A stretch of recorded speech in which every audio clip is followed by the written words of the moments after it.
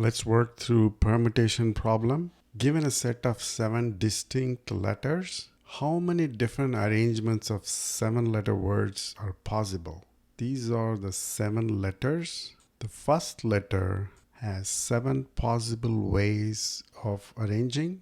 It could go on the first position all the way to the 7th position. The second one has 6 ways of arranging. It can go from the second slot all the way to the last slot because the first one has already been taken by some element. So the second element only has the remaining 6 slots to be arranged. The third element similarly can be arranged in 5 different ways from the third position here all the way up to the 7th position. And for the fourth letter, we have 4 ways of arranging it. For the fifth letter, we have 3 ways of arranging it. For the sixth one, we have 2 ways of arranging it. And the last one is only 1 way to arrange this, which is the last position. These are the ways to select the letter. So we have 7 ways to select first letter, and we need to multiply all of these numbers to get the total number of ways to select the letters.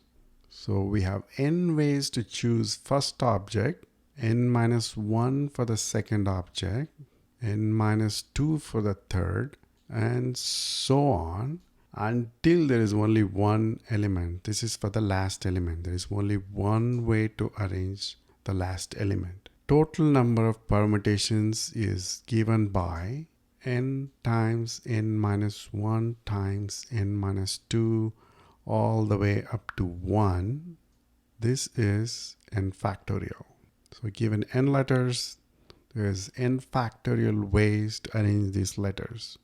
The permutations is given by this factorial formula. Given a string ABC, we can form the different combination. These two are combinations of ABC with letter A as a starting character, and these two are the combinations for ABC with B as a starting character, and these two are the combinations for C as a starting character. So we have 3 factorial ways of combining this 3-character string. That gives us 6 ways. Our job is to implement permute function that takes A, B, C as an argument. We have permutations starting with A. We will treat this as subproblem 1. And we have permutations that begins with B. We will treat this as subproblem 2. And the one that starts with C as subproblem 3. These are the 2 combinations. A is fixed. Only BC is affected by recursive call. Subproblem 2, we have these 2 strings as possible combinations. We need to move B to the front and generate all permutations of A, C. Again, we limit arrangement to the last 2 characters. In the problem decomposition step, what are our sub-goals? We want to generate permutations of ABC changing BC only, BAC changing AC only, CAB changing AB only. So these are all the different combinations that we can create for this 3-letter string.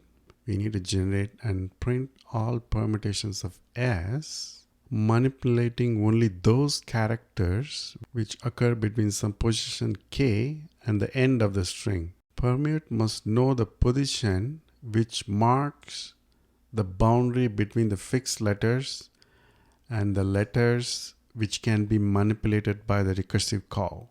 So we add a new argument K, which indicates the first position in S, which may be changed by this level of call. So we now have a permute method that takes 2 arguments. So for instance, let's take permute ABC with value of 1 for k. K equals 1 means the entire string is subject to change. So permute will generate and print all permutations of ABC. We will change only the characters in position 1, 2, and 3. Since k equals 1 here, this indicates that the entire string is subject to change. During the recursive process, k will increase by 1 at each level of call. As k increases, the number of characters which can be manipulated gets smaller, so that the problem becomes smaller at each level. What is the base case? Base case is reached when k becomes n, which is the length of the string, in which case only one letter is left, and there is one way to arrange one letter. We will print the character in this case. So if k is equal to n, print s and return. Otherwise, for each character in position k through n, move that character to position k by exchanging it with the character formerly in that position. We want to generate all permutations of s working only with the positions k plus 1 through n. So if we consider ABC, let's see what happens when we swap the characters, what is the result, and what is the value for the cycle. So we have beginning ABC, we swap A with itself, we get ABC, and I is 1 in this particular cycle. B is going to be exchanged with A. The result will be BAC, and the value for I is 2. And the last case is when C is exchanged with A, we get CBA, and the value for I is 3. So we have a permute method with two parameters, S and K for the index and S for the string that we need to permute. So we first find the length of the string. If K is equal to the length of the string, we print S. This is the base case. Otherwise, we'll start with the value K that was passed in to the end of the list, and we will repeatedly swap the character. This is the exchanging of letters that was illustrated previously. After the swap, we will permute that string and we will increment the value of k by 1. So incrementing k by 1 moves us towards the base case. Eventually it will become the length of the string, and we will print and we will terminate the method. The given string is ABC. We have 3 slots where A can go. It can take the first slot, it can take the second slot, or it can take the third slot. So there are 3 ways of arranging character A in the given string. And if we make A fixed in the first character, we can have B in the second character, or you can have C in the second character. These are the 2 possibilities, and we have 1 slot left, which is the third spot. Similarly, we can pick B as the first character and keep A fixed in the middle, and we can pick C in the first character and keep A in the middle. And in the third case, we can pick B as the first character, or we have an option of picking C as the first character. So in this case, we only have one option left. The remaining character is C, so we get ABC. Similarly, we get ACB.